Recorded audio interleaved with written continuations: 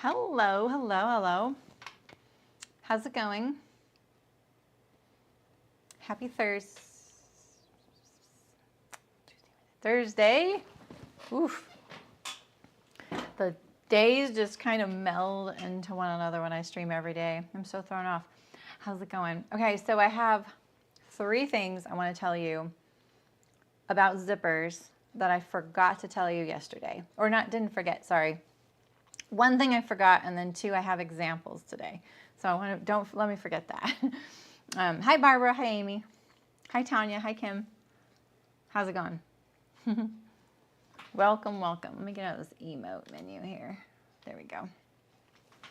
And move you right here. I have my husband's dry suit here. I asked him if he has a dry suit still, and he was like, yeah. So, hi Jules, welcome. Hi Hannah. Hi Chippy, welcome. Hello, hello. I know, is it awkward that I sit here and do these things at my sewing machine? It's just nice to sit and be close to the camera. The pattern table, the camera is really high up, and I can't get very good, like, detail and lighting. But I know this is kind of distracting probably. I could get rid of it, but then it's tiny and we're zoomed in. So anyway, I brought a few more of my bags since Rachel was like, this is kind of cool seeing this. And I brought them because they were things that I probably bought only because they inspired me. So I think it's kind of interesting to see sometimes like what people notice about something and that kind of grabs them. Cool. Okay, good. Okay, good. I was making sure. I've never asked you guys that, and I've done it for like a couple of years, but okay, so one of the first things I want to show you was, yeah, good point. This is what I was talking about with the zippered case, right? Oops, I didn't open this. I haven't opened my cases in a while. This was obviously the double pointed or crochet hook case. And we used one side of the zipper. So if you follow it around, you'll see it's a continuous piece of zipper, just one side of it, like we were talking about yesterday. And then when we joined them down here, we evened them up. Make sure that the case isn't like this or like this when you zip it. That happens. In fact, I think this one is slightly like this. No, I mean, this is fine. This is fine. It had a notions case on the back. And we would just cut it, and then I would finish it with a piece of binding. So as opposed to this, see this wallet, how the zipper finishes here. It's still, oh, this one isn't a continuous one. I thought this was a continuous one. It has this zipper here, makes it look like it, but, right? So this one has an end. So it'd be more like what someone was asking about doing jacket style. Or one, yeah, no worries, Christina. Hi, Terry. Right, so if you have like a traditional zipper, it does not have to be separating because it's at the bottom here. It doesn't have to be separating.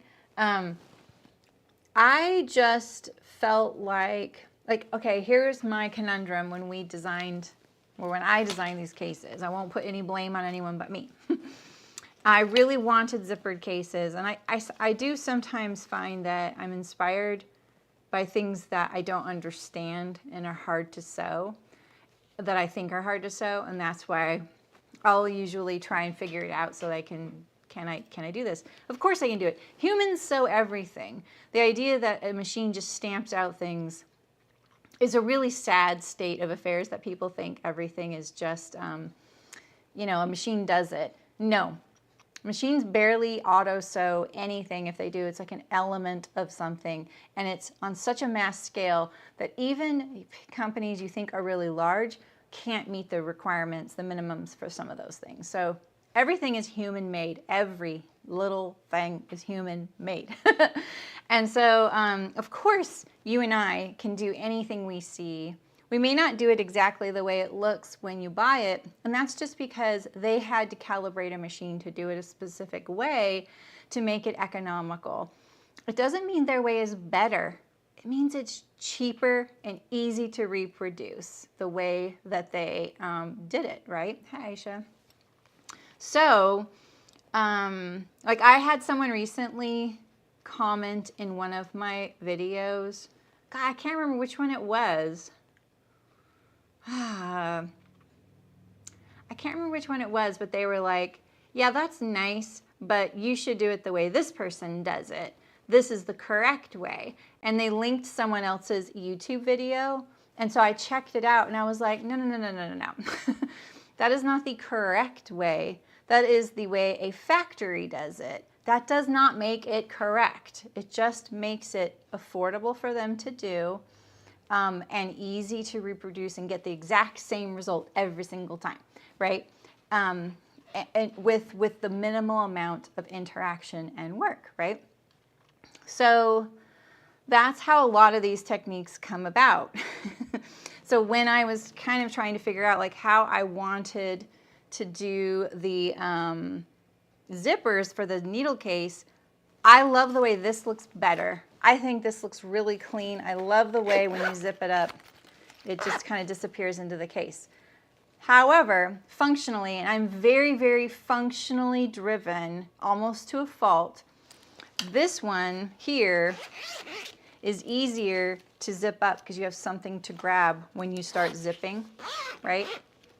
And so, and also there's a very clear top and bottom, so you do not put it upside down. Whereas this one, without this little tree here, you might not know which way, right? You might do this, like this, right? And now everything's upside down. So these are the kind, I'm very logistically and functionally motivated and driven. So that's what I think of. And when it came to knitting tools, I didn't want anyone to open their case upside down. Hence why there is a motif on the front of our case so that you could tell. And so the other thing was that it had a flap right here so that if you were sitting at a coffee shop and you opened up your tool case on your knees and your knees are slanted, it will fall into there, right? And you won't lose it. And there was also a back off on the sides here so that you couldn't put tools inside the zipper. So there's so many things to think about. These needles are slicker than snot, man. I hate these little things. They were my favorites though. But I would do little examples. So this is not how I organize my case, I promise. I know it's really triggering just to see me jam all of them in one little pocket. Yeah, this print's really cute. This was called, we called it Selfie, and it's was by, she's famous. It's Queen Elizabeth, right? And then this one, this print was one of my favorite prints ever, and it didn't sell very well. Hands down one of my favorite prints, though. And no one ever bought this, so this is the only thing I practically only ever got that's first quality. I always got second. Hi Sarah, how's it going? Tula Pink, thank you, Tula Pink. I wanted to say Tina Gibbons, I knew that was wrong. Yeah, right, Rachel, exactly. People appreciate these details. They take it for granted, and that was exactly what I wanted, right? Exactly what I wanted, because when I would see people talk about our stuff, especially the pattern holder was a very particularly good selling product for me. It cost $38. Now that seems so cheap to me, and at the time people were like, $38 to hold my pattern. I'm like, well, you don't have to buy it, right? But this was exactly the conversation I would hear in my booth at a show when people were talking about it. They would say, oh, I really need a better pattern holder. I didn't really want to spend $40 on a pattern holder, but I started with the magnetic board. Oh, that thing's a nightmare and you can't take it with you. And then I did the such and such. Well, that thing doesn't even work. And then I tried someone else's, and that thing just fell apart, and they were terrible to me. So there they were in my booth after spending $125 on 3 different things or whatever, finally buying mine, which was super simple but highly engineered. So people would always think they could replicate it, and they didn't know that there was a trick with it and how we designed it. So yeah, there's a lot of, that's where my I think that's where my design kind of motivation is, and probably my skill is. Like, that's the kind of thing I'm really good at. But if you were to ask me to design a line of stylish things, I would be completely and utterly at a loss. I'm not your gal for that, right? I could make you a line of clothing that I knew would be very sellable in popular styles. It wouldn't be trendy, but it would sell. There's a big difference, right? Trendy would sell too, but you know what I mean.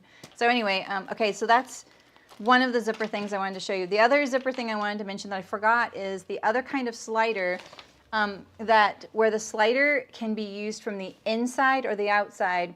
And so think about a sleeping bag, right? So when you're in your sleeping bag and you zip it up and it goes all the way enclosing you in really cold climates, but the slider could, it's one pull on the slider and it could go to the outside or the inside of the item. And then that way you could unzip your zipper from the inside or the outside. So like tents are a really good example of that too. So I forgot to mention that kind of slider, because those are actually kind of valuable in bag making, and I forgot, so sorry about that. Lastly, hi Elizabeth, how's it going?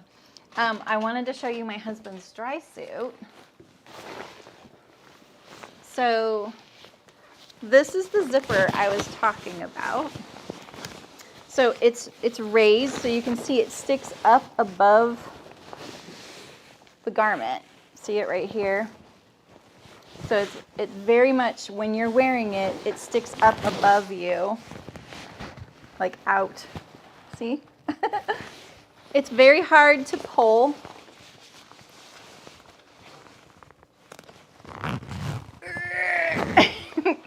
And his is a little bit, it needs a little priming, you know? And then look at the details of it. So it is seam sealed on the inside of the garment. So see how it's seam taped in there? So there's a little piece of tape poking up right here. Right, all those sealed seams taped together. What does that say? He told me this wasn't a prototype, but I feel like it was.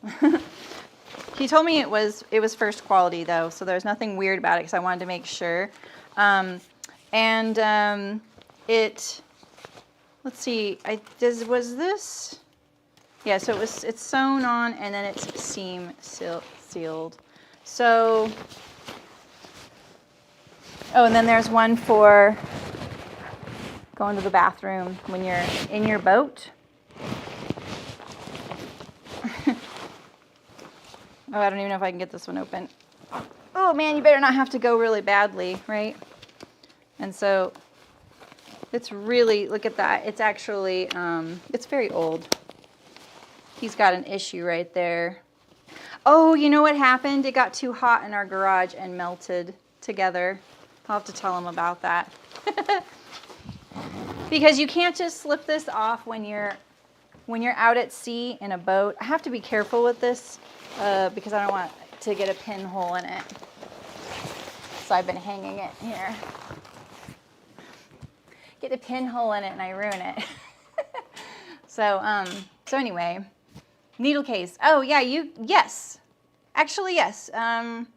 Delaque now manufactures all the chicken boots items except for a couple of things. And you can buy them on the Jimmy Beans website. Oh yeah, exactly, Karen, yeah. It can be. But I will tell you, I don't know where he sent his, but that whole department at Kokatat was top notch. Really cool. And they have this whole testing facility and everything, because like those suits literally save people's lives. That's the only reason to have one of those, is to extend your life if you fall in the water. So Delaque chicken boots, DPN crochet hook case. Yep, that's it. Thanks. Yeah. Yeah, so they are selling that. I should have brought them. I have one of everything. I saw them yesterday. They're at my storage spot. So I'm glad your husband had his repaired, Karen. It's really, really important to maintain those things. They're so expensive. It's like a $1,500 thing, and it saves your life.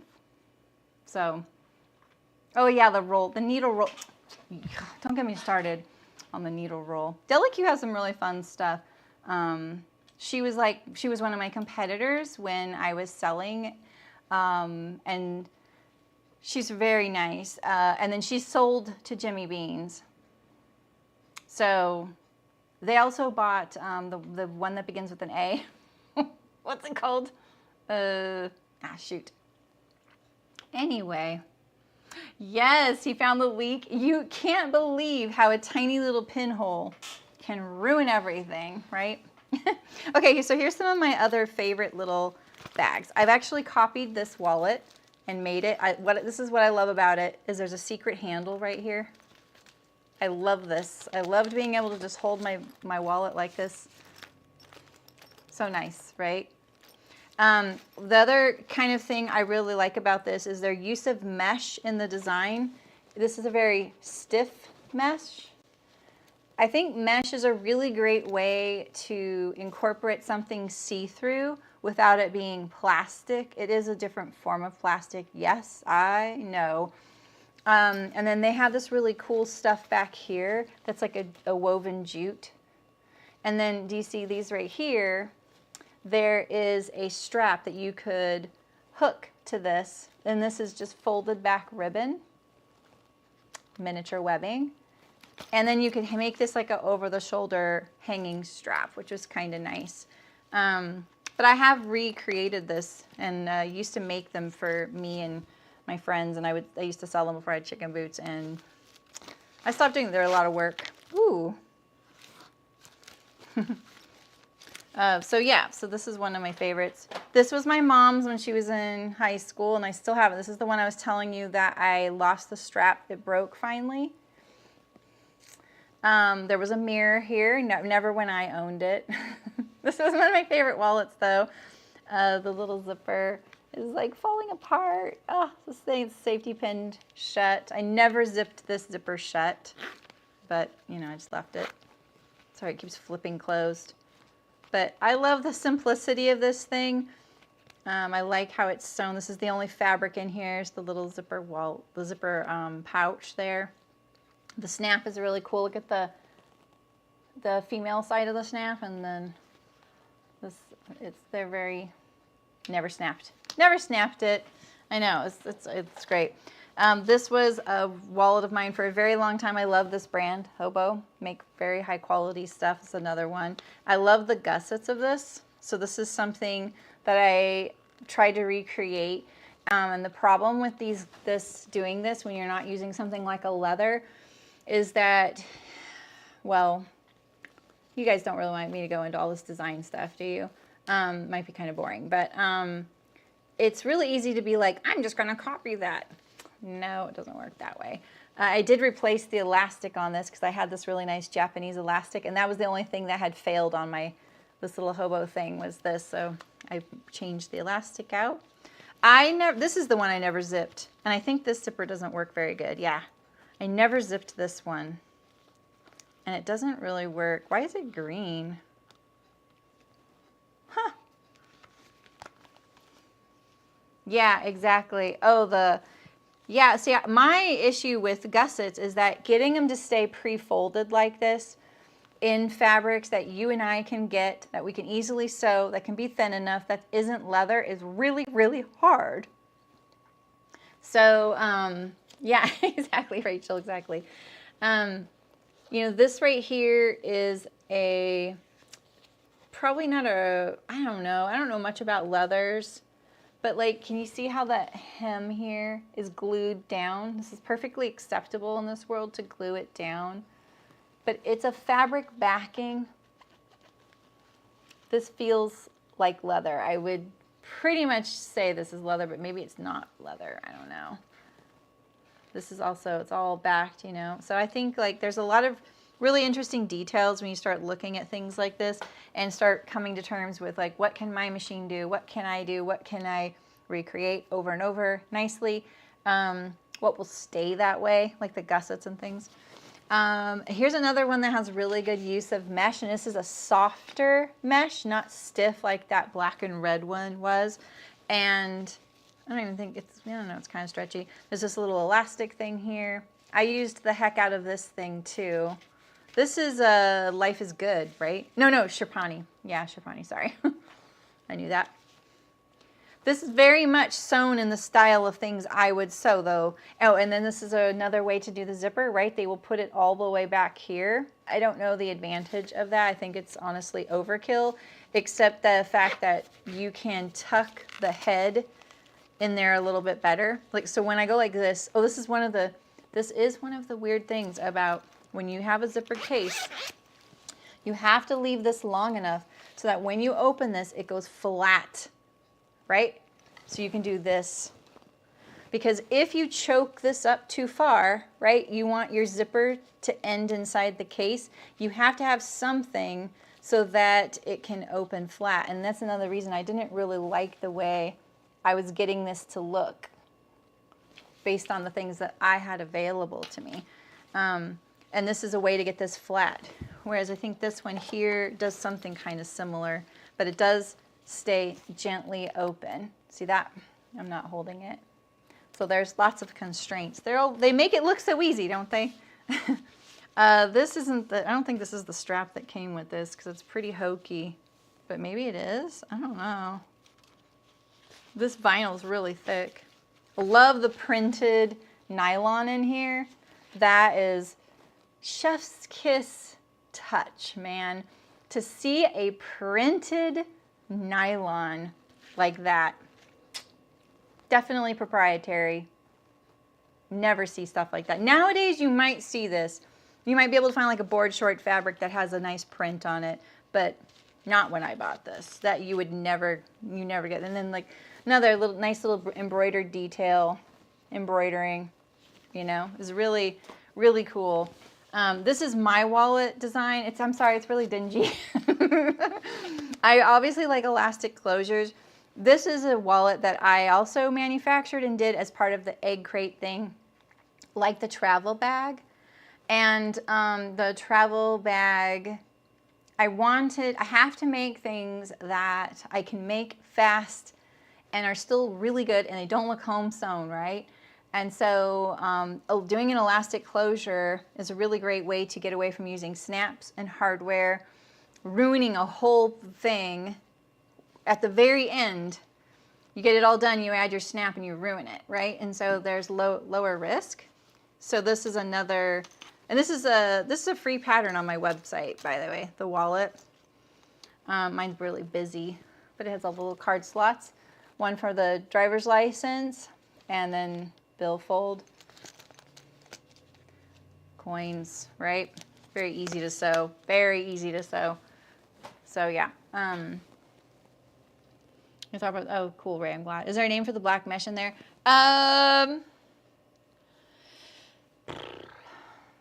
There kind of is, but I would just look for any kind of like the meshes that are not stretchy. That was in the gray one. Oh, what do you mean? The gray, wait. I didn't have any gray mesh. This one's really stiff. I used to know the name of this. It's really escaping me. I bought this one in a shop that specialized in things like selling to people who like weed and cannabis and skating, like skateboarding. Sometimes there's these companies that make niche products that are targeted towards a certain audience, and you find completely new things to you. And that's why another really cool thing about it. This one here.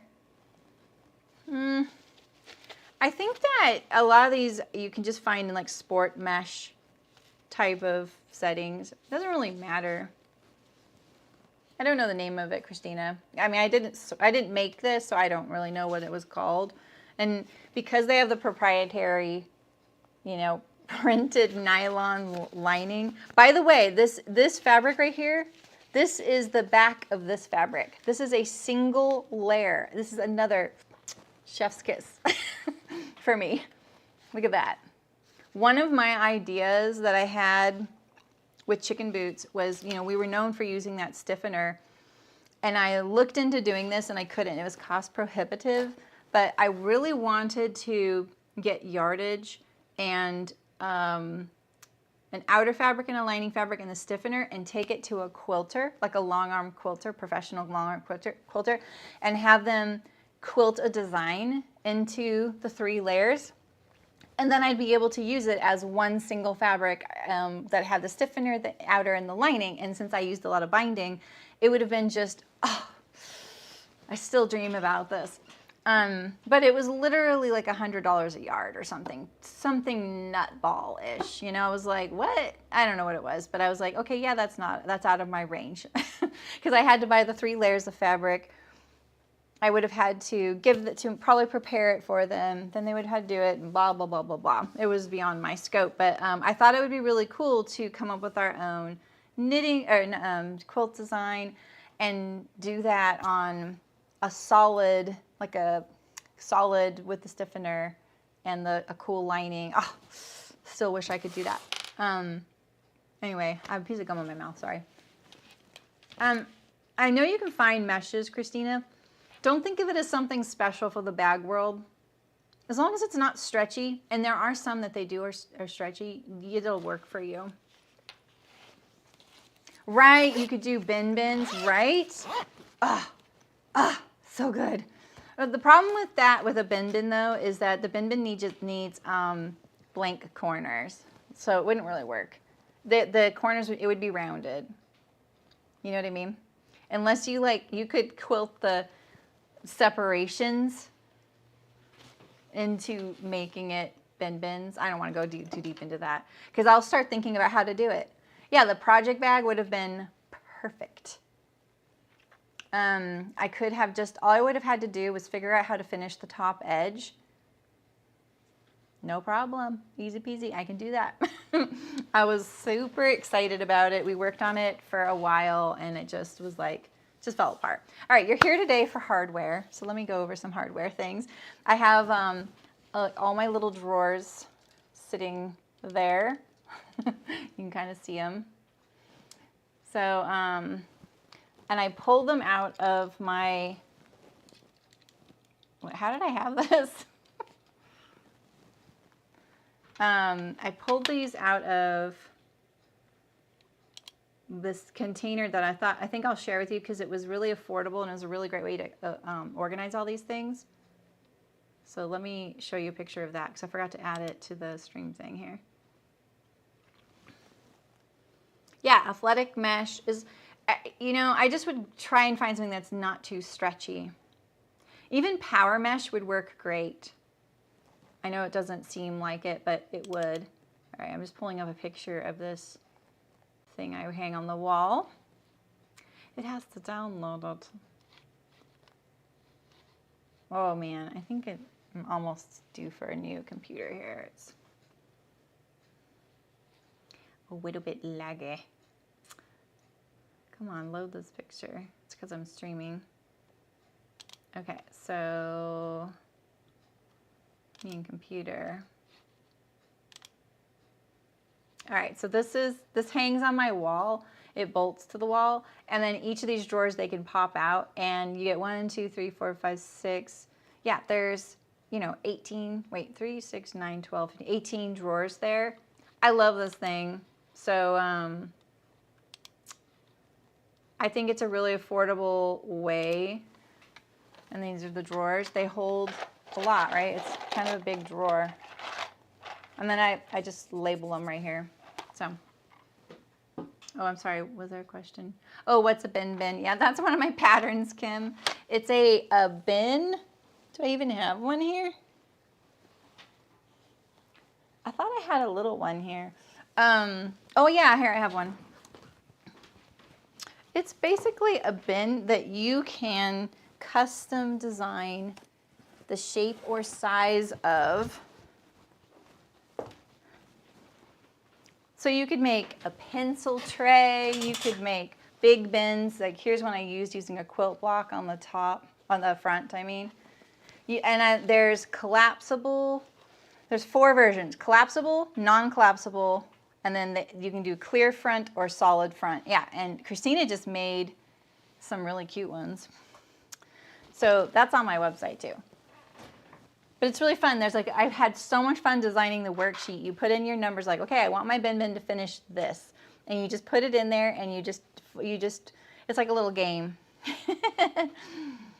It goes in your search type table. Yeah, that's great. All right, so let's start with some of the things we use to manage webbing. All of these manage webbing.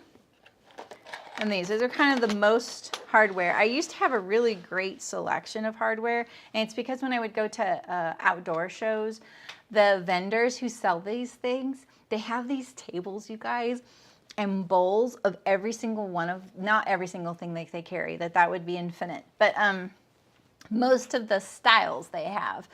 And they will have bowls out, and you can take as many of them as you want. And so I would always take 2 of everything. And so I'm still sort of going through a lot of my samples, especially this one thing you'll see. So the things that I bought were like, these are buckles, right? You know what a buckle is. This is a side release buckle. And then it has 2 bars here, so it adjusts, right? So it's got a strap version. And then I have it in a 2-inch wide. Now when you're shopping for webbing for things like this, the width interior here, that would denote what this is. So if this was a 1.5 inch space, this is a 1.5 inch buckle. All right. And then here, if this is 1 inch, that fits in there, that's a 1 inch buckle, just so you know the terminology. Okay. And then I steal them off of things that die, you know. This says, I was trying to read it. This is probably of a bike helmet. It says pinch guard, you know, so it's got the little shield here. These are old too. Like, I'm not up on all the stuff. All right, so those are buckles. And then you get into like webbing on a bag, right? So I just made this bag recently, the loaf bag by So Liberated. This right here, this is a belt buckle, like this belt buckle. But belt buckles are also 3-bar sliders, 3-bar slider, right? And the difference though is, you see how this 3-bar slider, the holes are much narrower than this one here. That makes a big difference with how your 3-bar slider functions. There is not just one type. This world is really, really infinite and kind of frustrating because you don't want the hole to be really big. Your stuff will slide still. And so like this one, I just didn't have much matching, but it's working for now.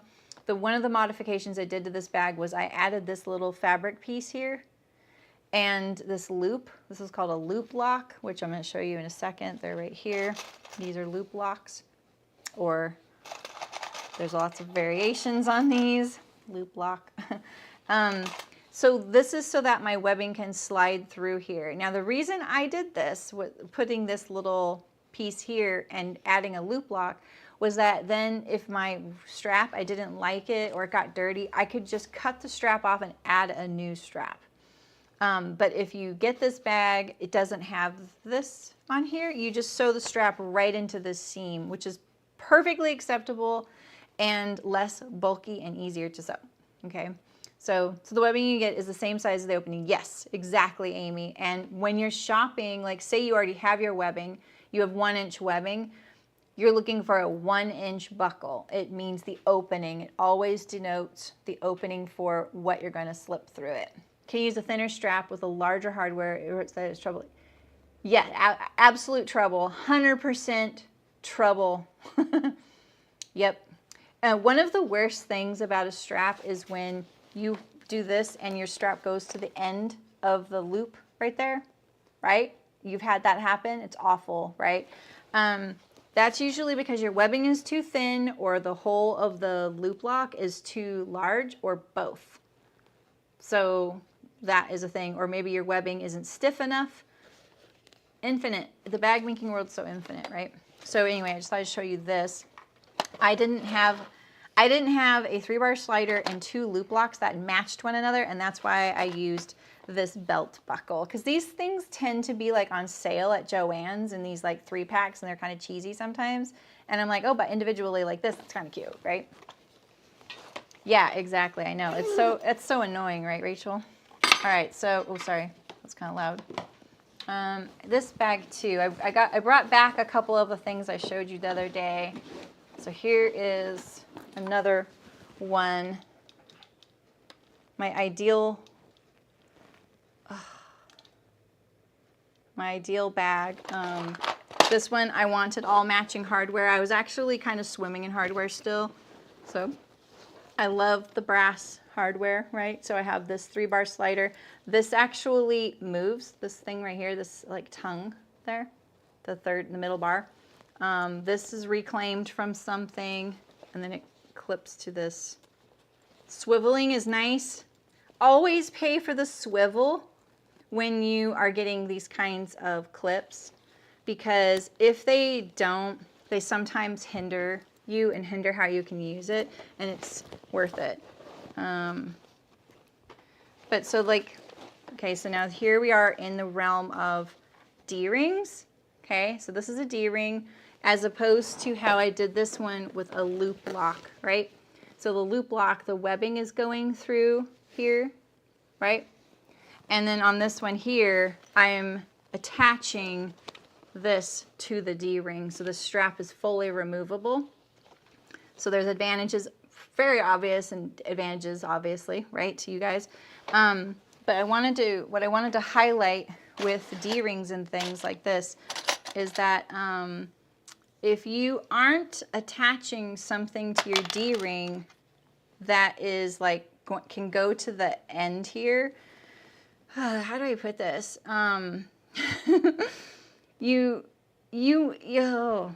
know how to describe this actually, but there are different kinds, right? I have these triangles, and then right here. Oh, that was really fun. The Ideal bag was really fun. That was a panini bonding experience. All of these could be used for what I did on that green bag, right? So this opening here would be your webbing could go through this, could go here, it could go here, and then you would clip something onto it. You wouldn't put webbing at the top. You would always clip something to one of these. And like this one's kind of nice because it would certainly prevent the whole thing of your grip.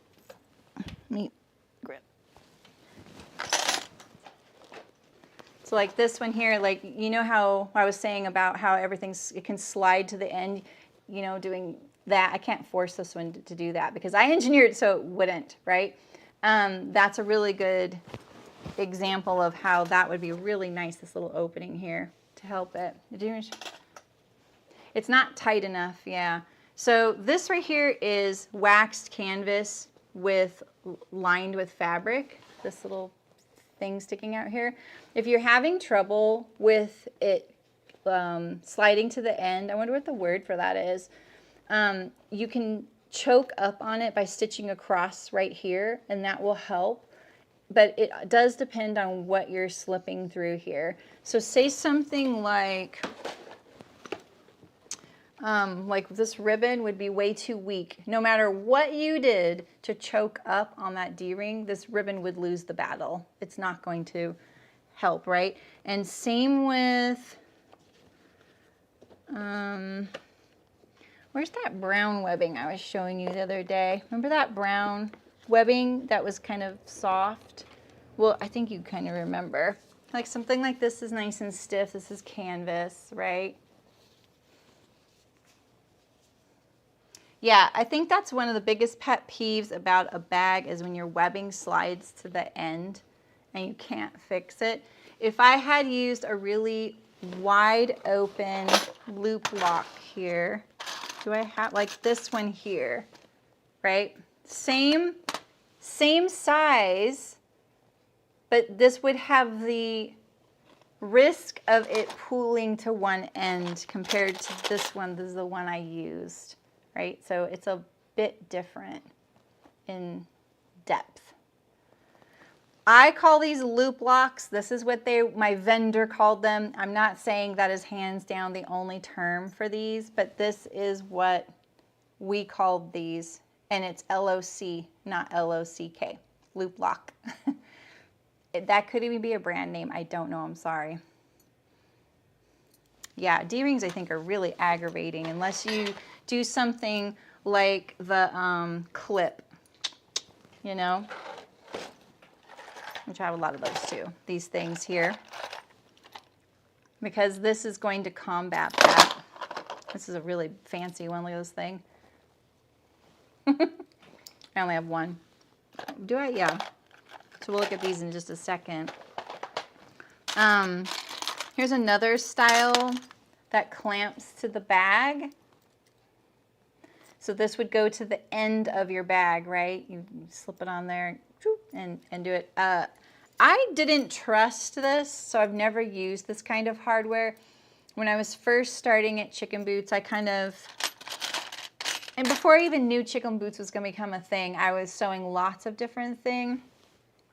Oh, good, Rachel. I'm glad. I really feel like I don't know a whole lot about the home sewing bag making world. Like when I go to the Noodlehead site, I'm so inspired, and I'm sure there's a ton of other bag making sites out there that would be really inspiring. I'm not saying she's the end all of bag making, you know, but it is a really fun world, and I wasn't a home sewer in it. I was a manufacturer in it, so it was a little more boring in some ways. I was very logistical about it. So anyway, another thing I never tried were the feet that can go on the bottom. Look at this packaging, $1.99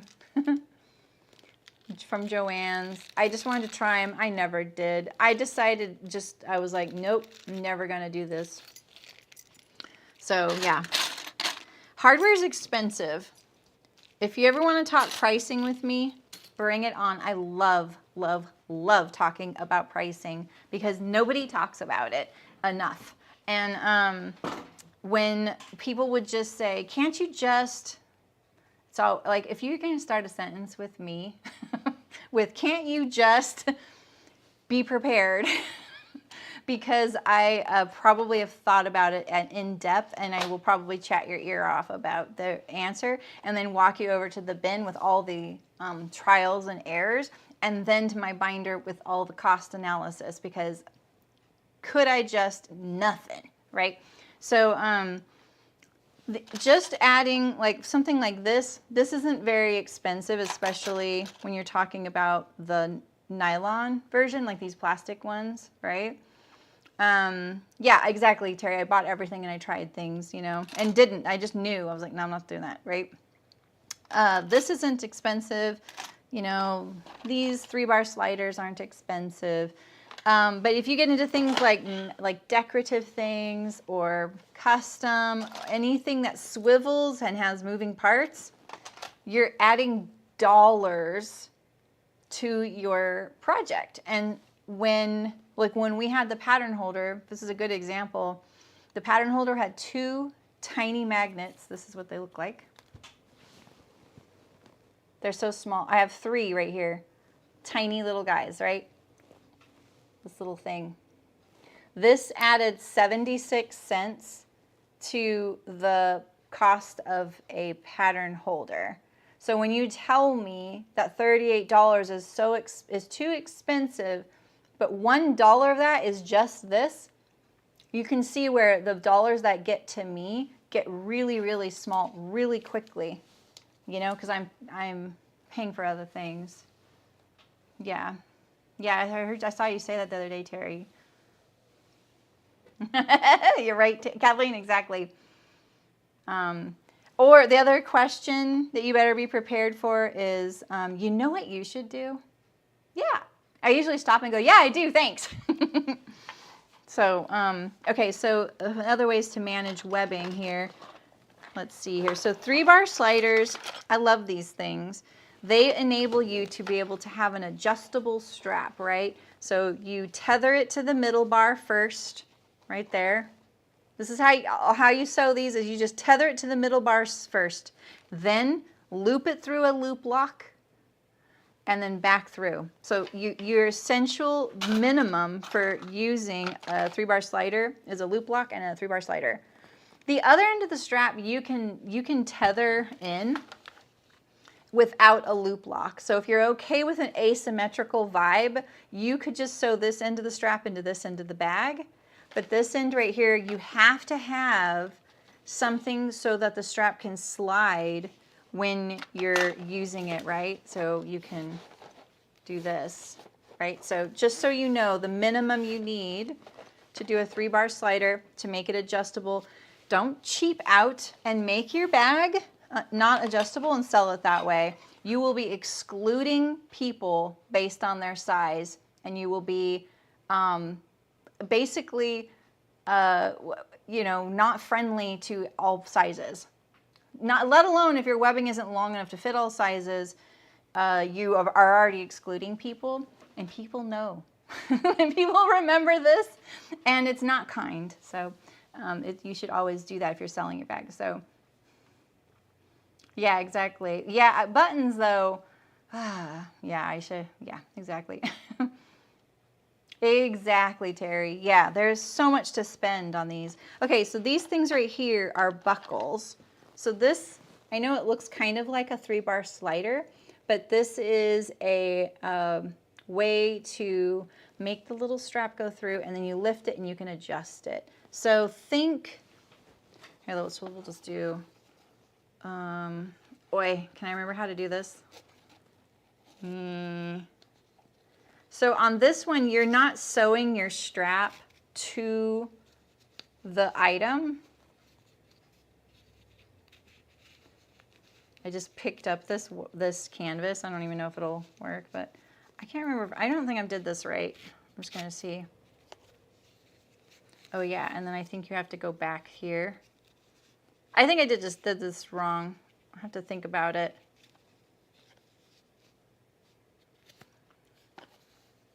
How do I do this again? That's not it.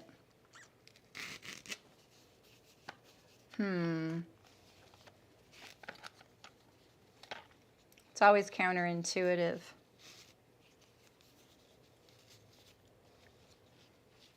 Anyway, sorry, I'll get kind of, yeah, people know, right, Rachel? Exactly, people know. People know because they're people. They literally just spent $100 on your bag and they can't wear it.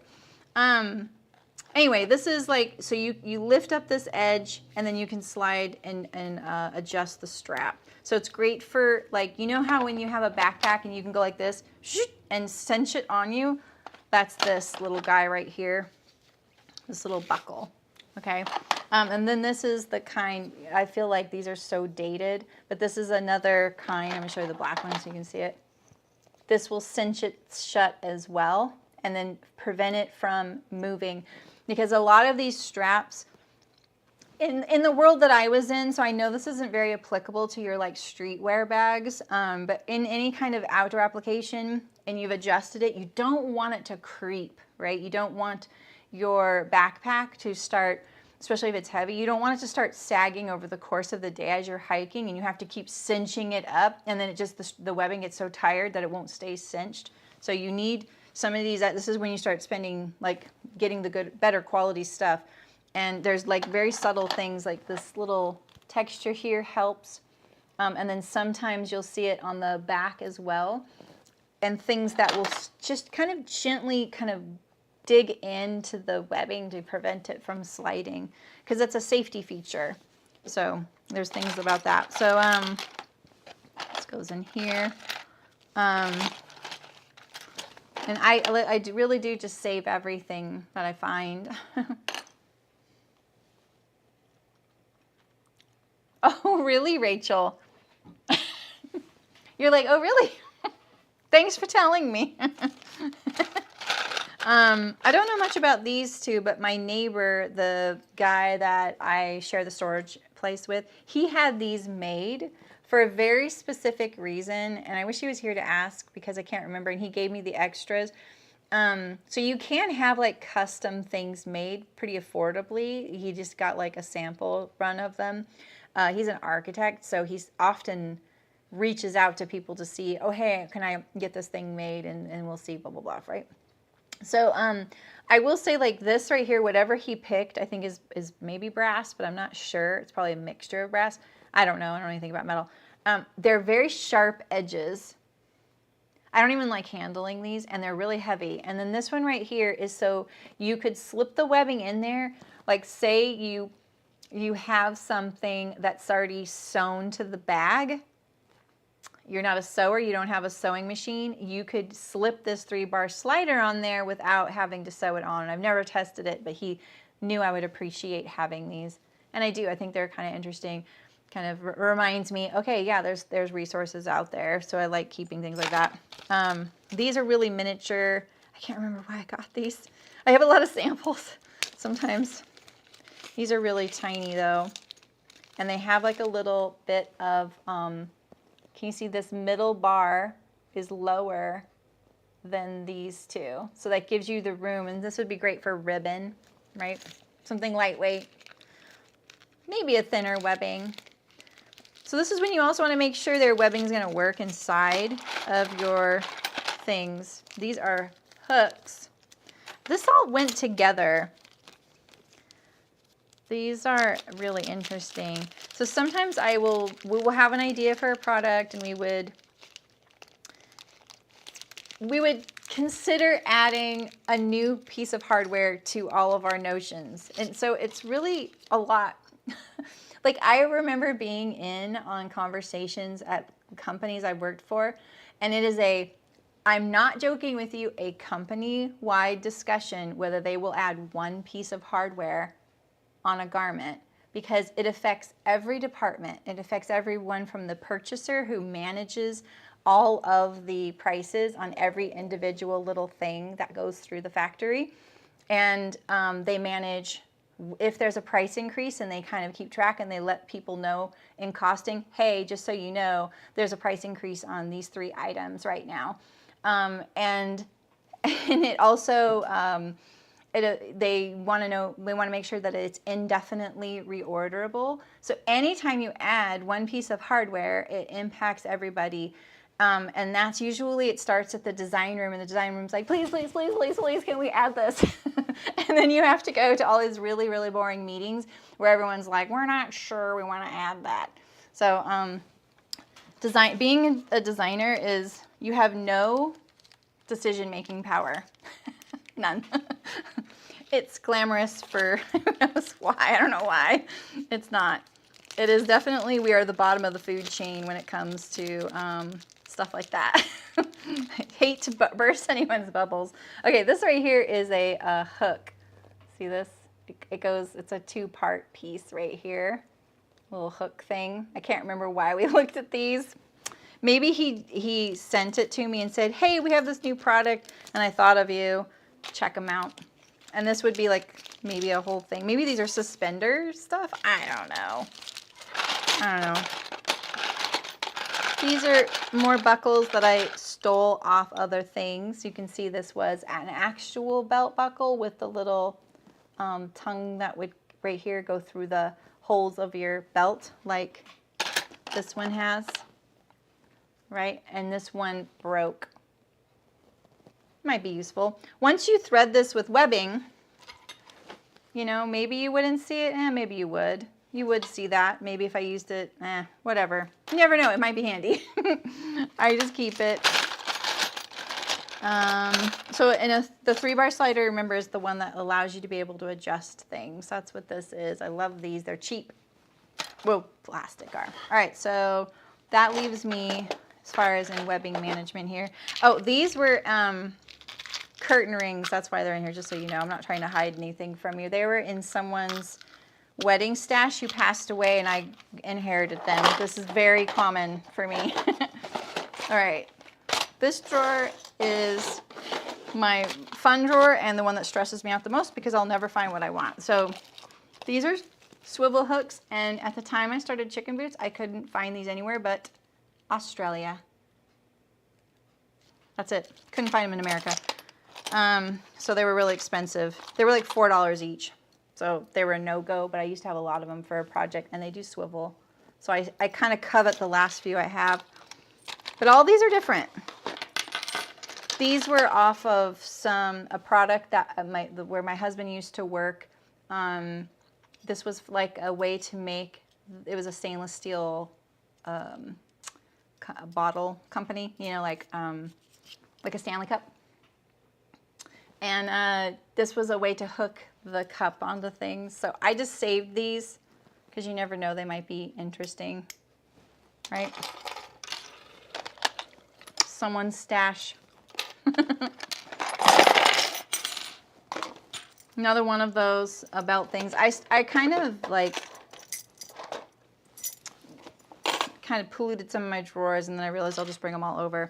This one's kind of interesting. It's got this, how do you do this? Wait, yeah, so you slide this part down and it opens up. See that? Murder on the fingers. Yeah, the S-beaner, exactly, S-beaner. It even says that on there. Night Eyes S-beaner. And then where my husband works is on the other side. All right. Who knows? I don't know what I do with some of these, but I just kind of grabbed them. I don't have matching ones anymore. The other one of these is on my green ideal bag. So, and I know that. I think about that, and I think I could steal that. I never use it, right? So it's here. It's heavy. This was off of a TerraPax bag. Love that bag. Super great company. No longer around. I have two of these. I have two of these. But yeah, so this one swivels. This one swivels. This one doesn't swivel, so it's a little more limited, right? Also not as strong. These all swivel though. This one doesn't swivel, and it's chunky. But look at, there's even a spring in there. This guy, his philosophy was he wanted his bags, like once they came to the end of their life, you would be able to just throw his bag onto a compost pile and it would go back to the earth, and you would take all the brass hardware, these are solid brass, hardware off the bag, send them to him, and he would give you like a credit towards his company. And it was called TerraPax. It was all hemp and leather bags. And I'm trying to remember what happened to mine, but really excellently made. So yeah, so these are, I can't remember what these are called, these hook thingies. This one's kind of fancy. So when you're looking at these things, if you have accessibility issues, it's really good to think about your thumb right here. Some of these little bits where you have to grip to pull down are really small. This one sticks out more. See how it sticks out? Right? It's on the back, whereas this one's on the front. And then you have these kinds that you just depress like that, and you just go click like that. So there's advantages and disadvantages to all of these things. Same with this one, you just depress. And the idea is whatever's in here cannot push this open, and there's usually a safety to prevent it from going any further. So it seems like, oh, you know, it can go out really easily, but it can't. Once it's in here, it's done, you know. These eventually can fail, and they will just stay open. All right, so what else do I have for you? Oh, I have a few more.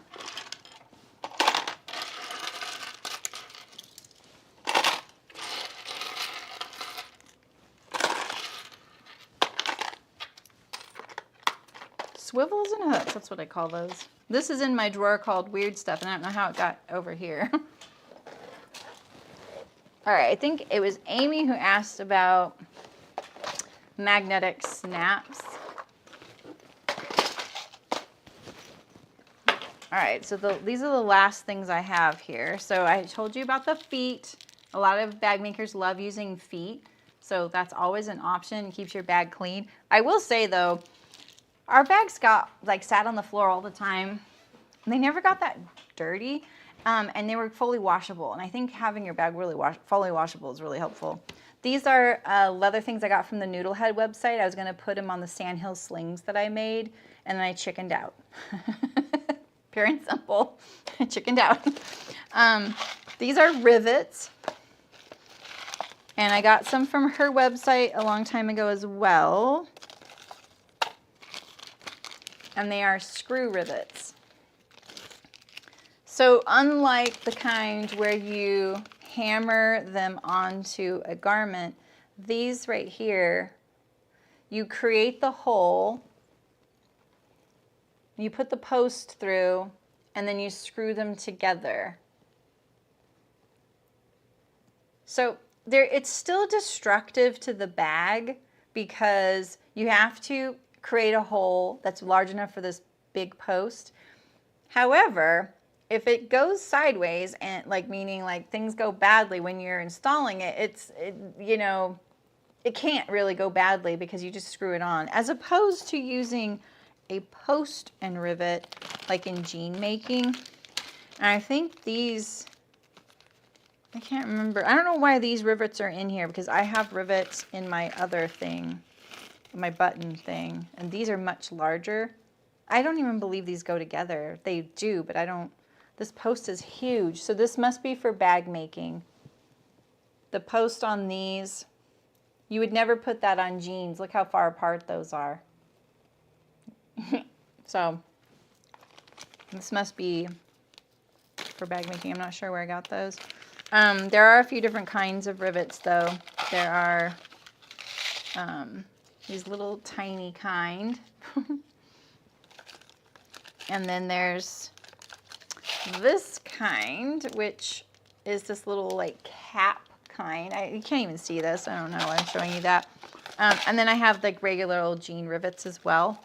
You do shorten the post. When you're putting it on jeans, you shorten this pokey post because you want it to be the thickness of where you're putting it. You don't want to use the full length of the post. And on something like a leather bag or a bag that has a lot of thickness, these longer posts are going to be perfect, right?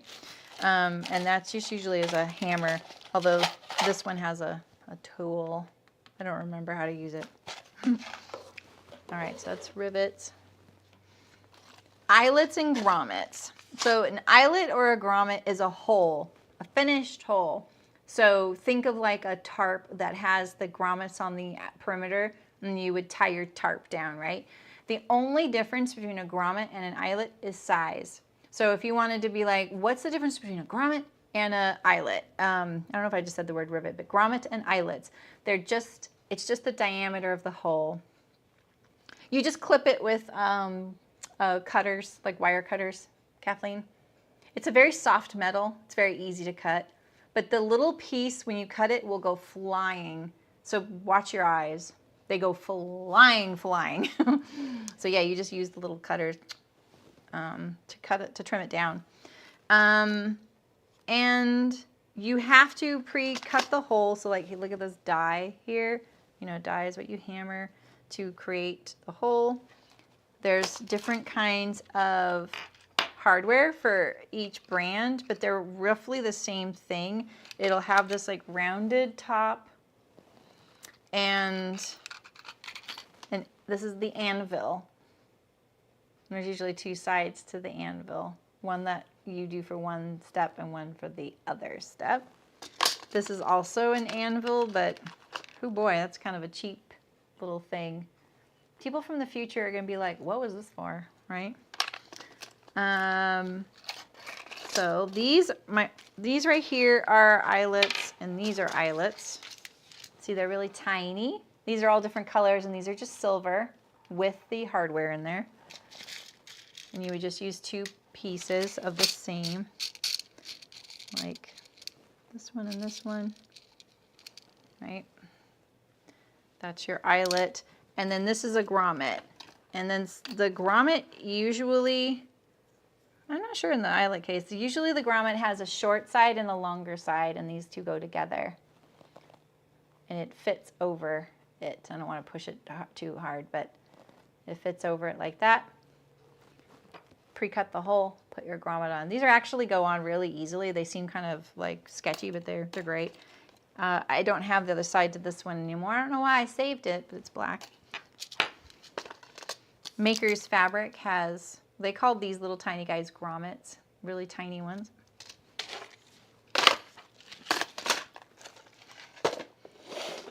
But you know, that's a fun way. Like, what if you put grommets at the top of your bag, big, large grommets, and then you made a cord strap, you know? You could have a lot of fun with that. You think about curtains that have the big hole for either the rod or the hangers to hook through the grommet to hang on your curtain. So you can have a lot of fun with grommets. Sailrite is a really good place to go for that. All right, snaps. So I have a couple of magnetic snaps. These are sew-in snaps. These are ones I think Libby gave me. Gigantic sew-in snaps. Really huge. And I think that magnetic snaps are one of the nicest things to use and one of the most expensive things to add to your project. What is this bra strap doing in there? I'm just looking for what I have in here. I don't really know. Oh, they sent me this. My vendor sent me these, and I could not figure these things out. Maybe we'll open them up. Maybe you guys have seen these before, and you can tell me. This is snap tape, so it's like both sides. You sew this in. And then with the magnetic, usually the magnetic has posts on the back. So you see how it has these huge posts on the back there? I'm using this big one as an example. Oh, here we go. It's all magnetized. So you usually have this piece right here.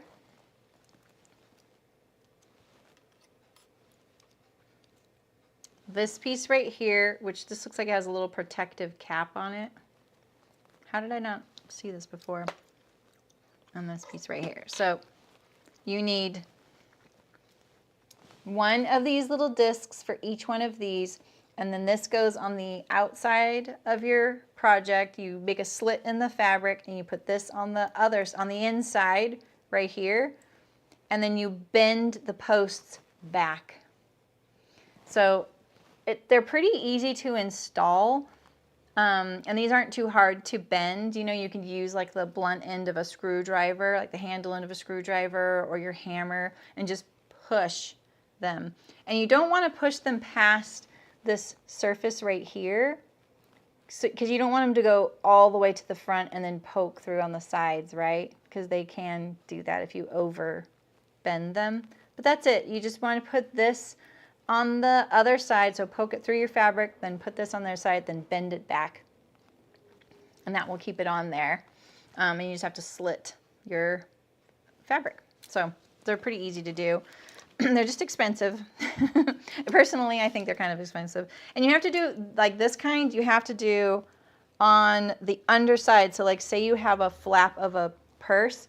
This doesn't show on the outside, right? It's going to be on the underside of the flap to the outside of the bag. So you have to sort of plan for it and install these as you're sewing it together, not at the very end like you would on some of the snaps that go through all the layers of the fabric. And yeah, absolutely use interfacing to reinforce. If you can't fuse it, at least put a piece of interfacing there for sure.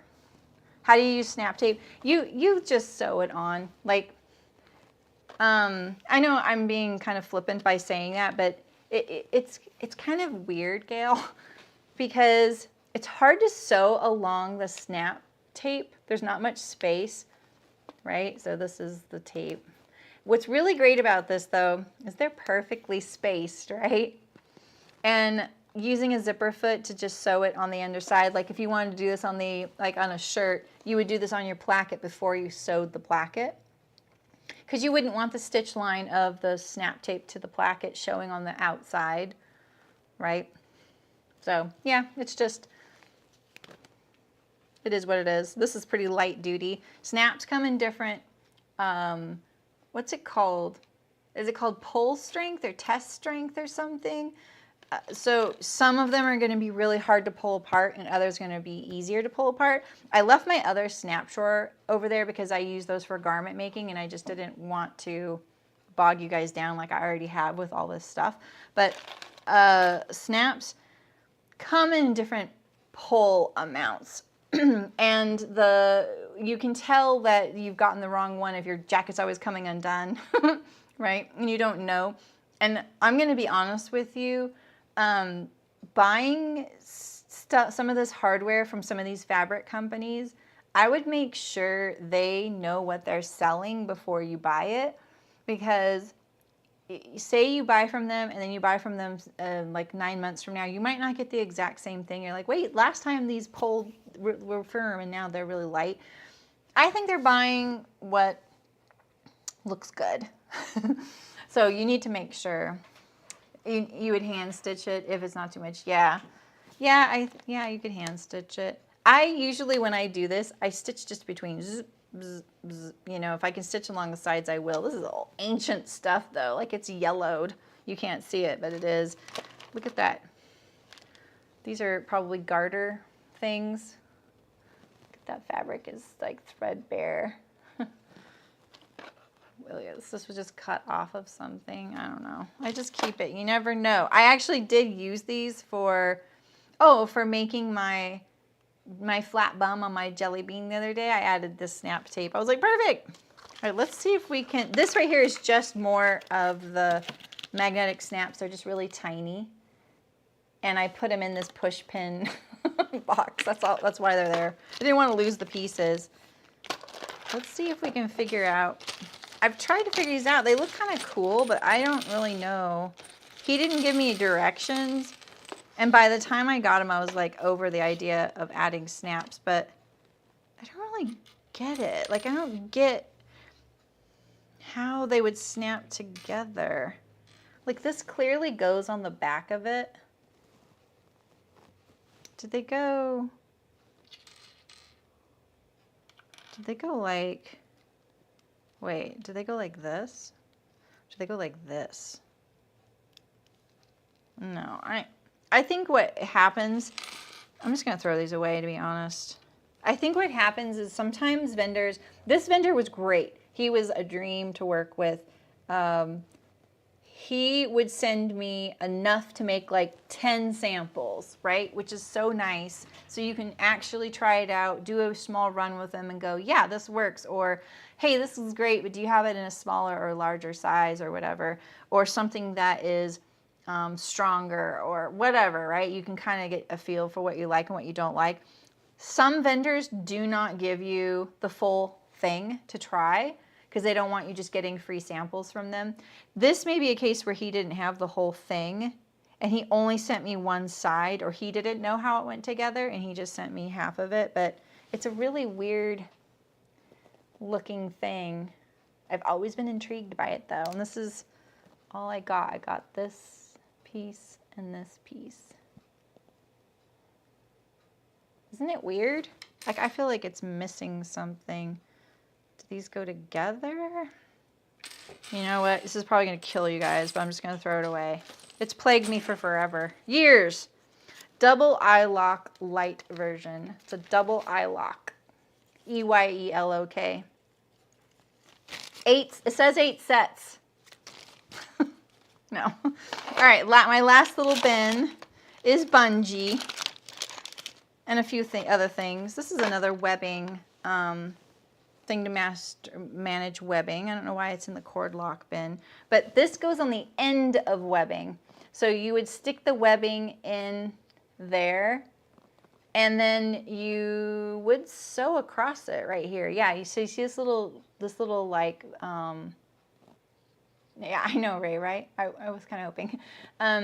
You would sew through this rubber. It's thinner right there and probably really, really easy to sew through. And, oh, that's interesting. These are branded. And this would protect the end of your webbing. So say you're constantly pulling on that strap to adjust your backpack or whatever, this is going to prevent it from unraveling on the end. I think now the customary thing to do would be to go like this instead. They will hem the webbing. I'm showing you a particular way they do this. They hem it, but they leave, like how do they do this? They do this like this.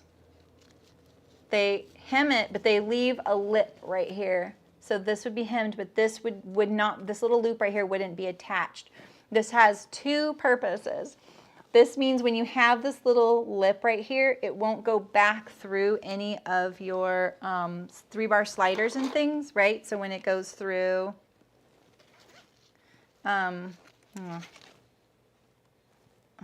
this is obviously the wrong width, I know. But see, then it won't unthread because it's got this little lip. I have this all backwards, but you know what I mean, right? So that's one way to prevent that. And also, you'll protect the end of your webbing. And so I think for a while the trend was to add these little rubber things, and maybe it is in some types of bag making. These were probably sent to me as a sample, and they're branded the North Face. So these were probably left over by some manufacturing thing that they had going for them. So, all right. And then lastly, I have bungee here. Bungee is, oh, this is actually shoelace. You know the tips of shoelaces? This is this right here. What's this called? The aglet on a shoelace is this right here. It looks like a straw. And you, I think, just use like a hair dryer, and you, then it'll shrink on your shoelace. So the same guy that made these here, had these made, and gave me these. He gave me a piece of this because he had it left over, because I needed some, but I didn't know he was gonna give me black, and I didn't want black. So that's what this is right here. If you've never seen this before, I had never seen it before. Yeah, heat shrink tubing, exactly. Yeah, for the aglets on your shoelace.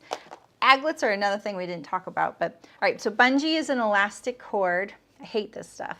I hate sewing this stuff. It is really handy to have to like cinch your hood and make it fit. It goes in a cord lock here. And you can see, remember how I was telling you all about how for a long time when they gave you the, oh yeah, exactly. Yeah, lighter, it will work as well. Yeah, I know, I didn't know either. Remember I was telling you about to prevent repetitive motion issues with bungees. You know, they used to have to squeeze this, stick the bungee through, and then let go. And then they started giving them open. See, like this one's open already. And then once you squeeze it once, you'll hear it go click.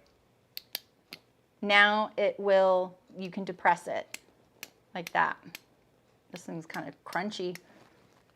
So, and then I've just saved ones over the years from off of things. So that's why there's a couple colored ones in here, you know, that's it. Here's a double one, right? So yeah, oh, here's some aglets. Oh, I'm glad I had a couple. So this would be like on your draw cord hanging out of your hood or something. This is an aglet. It's a decorative end, right? So you would knot your draw cord, poke it through the hole, knot it, melt it if you want to, tighten that knot like nobody's business, and then pull it into there and kind of clean it up so it doesn't stick out the bottom. So, and again, I got these from Maker's Fabric. I like her site a lot.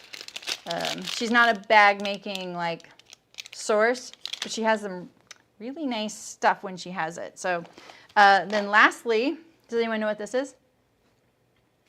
It's a quiz. Do you know what this is? I know you've seen one and you're like, wait, I have one of those. What do I have that on? We used to, at that company that did the dry suit, we also made life jackets, and life jackets will have these on them or other things. Yeah, backpack or short zoom bag. Yeah, so this is a knife lash tab. So like say you have a knife with a little hook on it, you just go, you can hook your knife on there, or other things that have a way to hook it on there. And this is really important when you're kayaking because you can't get into your boat. So in your kayak, you have a skirt on, and the skirt goes from you to the cockpit, and it seals you in there, right? So you can roll in your kayak, right? Have you ever seen kayakers roll their boat and they don't fill their boat with water because of the skirt on the kayak? But this is really important to be able to access a knife really easily in some of these situations, because maybe they get hung up in netting or seaweed or whatever, or maybe they're a fisher person. They like to fish. There's a lot of people that like to fish on a kayak. So this is a way to hold things like a flashlight or knives. I don't know. I didn't do all that crazy stuff. I had a kayak. I have been kayaking a bunch. I fell in love with my husband because of a kayak date that I cannot believe I got myself into for the first time I ever hung out with him, because he was like, hey, I do sea kayaking. I was like, sure, I would love to do that. I'm that kind of girly. And next morning, he's calling me saying, hey, I'm going out today. Do you want to go? Sure. Yeah, I'm awake right now. I'd love to go. And there I was, 9 a.m. on a Sunday morning out on Humboldt Bay. Never been in a sea kayak before. But you know what? Do you know what, friends? He brought a goodie. He brought a snack, cheese and wine and food, and a home-baked goodie. He did not bake it, but he brought a home-baked goodie. So I don't know if that's anyone else's experience, is when you go and hang out with people that you're interested in, they don't eat, right?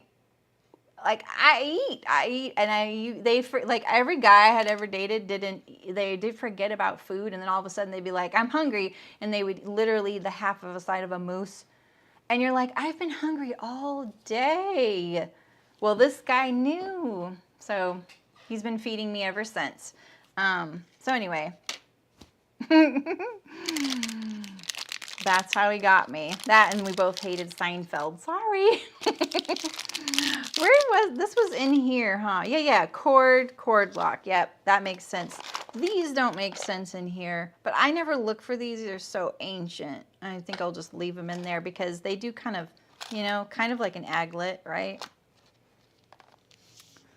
The logic I have when I make all these little bins. Winning, right? Exactly. He told me the other day, I don't know what I'd do without you. I'm like, well, you'd eat. Maybe the dishes wouldn't get done, but you'd be eating. I don't know what I'm doing here. Anyway, all right, well, that is my hardware talk. I hope that there's some kernel in there.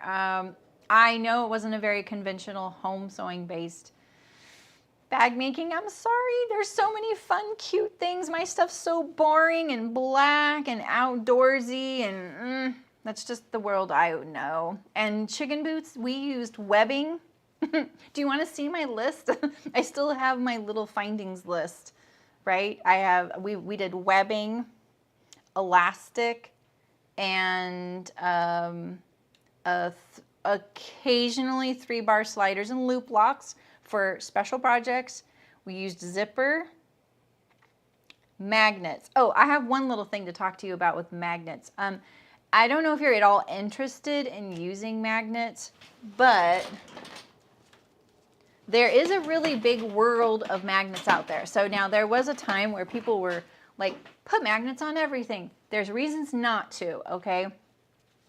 But they can make an interesting closure. Just make sure that you're not like putting this on like a crossbody bag and you have a pacemaker, okay? Because some of these really high powerful magnets are incompatible with things like that. So it's really good to do the research. But you can get sewable magnets like these. So you would sew in, you have to make sure it has like the negative and the positive sign on it. So you can kind of, or it has a negative, right? But yeah, this one has positive. So you kind of know, oh, okay, that goes together. This little plastic flange gives you something to sew onto the item. We did not use these with the pattern holder. Obviously, we made a pocket and put it in there. And they're not cheap, but you can have a lot of fun. And my favorite website for these is KJ Magnetics. Love that website. You will be super inspired. If you have people in your life who love projects and things like that, Their newsletter is really fun. They always have really cool things and really cool trivia, and just it's not like the sexiest website, but it's a lot of fun. So yeah, exactly. So you can have a lot of fun with these, and they have a sewable version, and this is it. And here's some of the drawbacks with using magnets.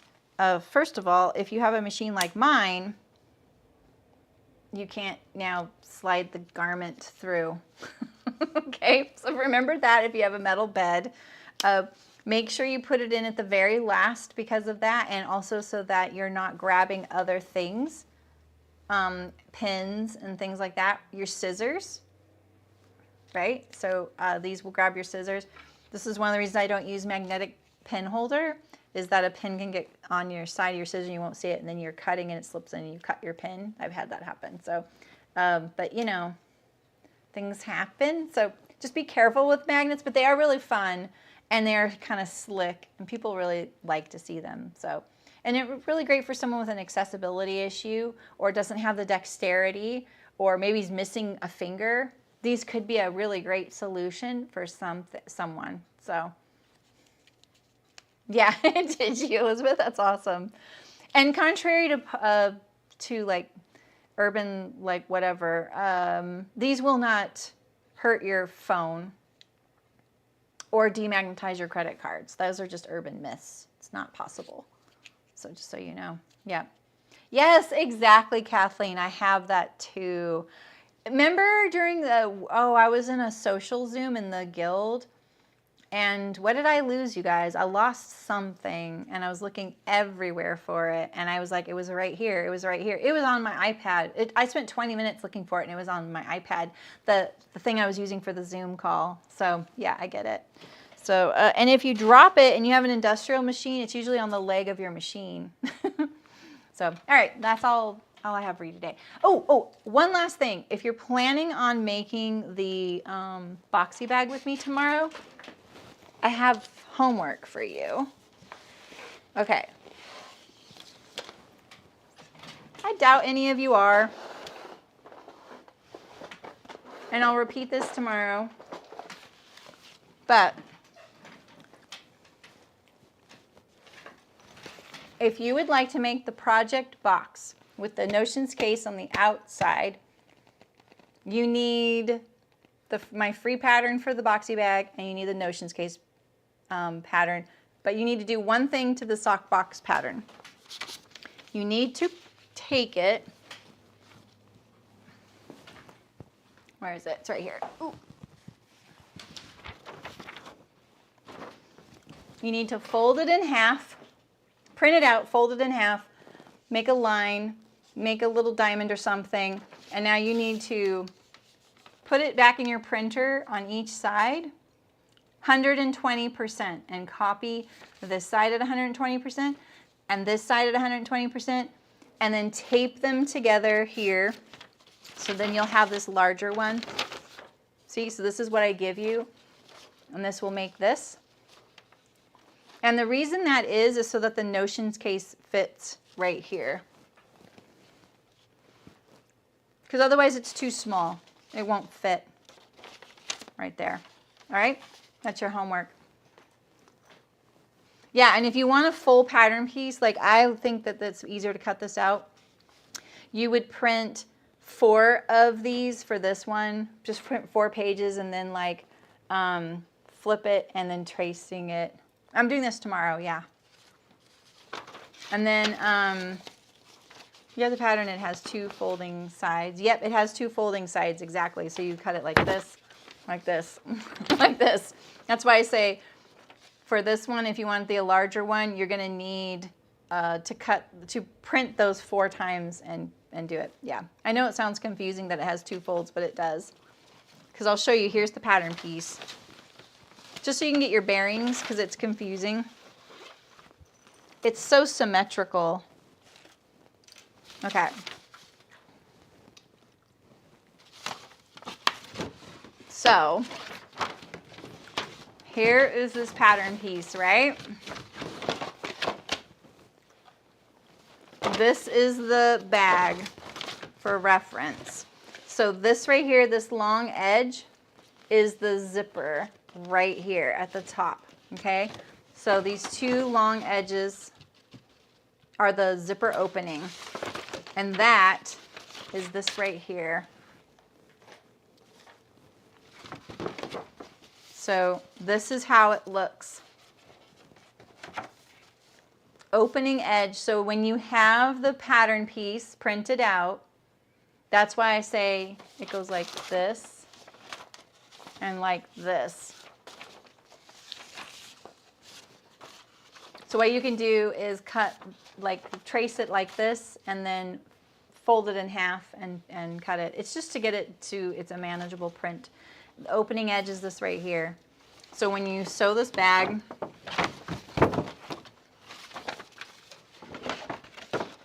this is what you see right here. This is where you want to put your cute print right here. Okay? I'm just going to hold this for a second so you can kind of get your bearings if you're trying to figure it out, because I know how confusing this bag seems. And see, then this is the side of the bag. So this is like half the bag here.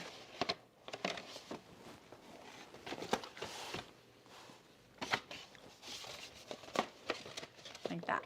Okay? You get it? Yeah. Yeah. I know. It's weird. So if you want to make the one with the notions case, scale up your pattern 120%. And it'll still sew together almost perfectly. That's not the way you scale things, but it kind of works. 125%, it gets off a little bit. And 100 and something else was not enough or something. So anyway, all right, I'll see you guys tomorrow. I'm going to make 2 boxy bags. I'm going to make a vinyl one so I can walk you through that. And it will have the notions case on it for a project box. And then I'm going to make a cloth one that's lined so we can go through both those. Yeah. Okay, cool. Nice, yeah. It'll be fun. I'm sure you've made a boxy bag, Terry. It's nothing revolutionary, but they are kind of like a good mind-bending project, I feel like. And in vinyl, not many people do that. So I feel like that's the one thing we gave the world, was vinyl boxy bags. Oof, maybe I should apologize. All right, I'll see you guys tomorrow. Thanks for coming. Bye.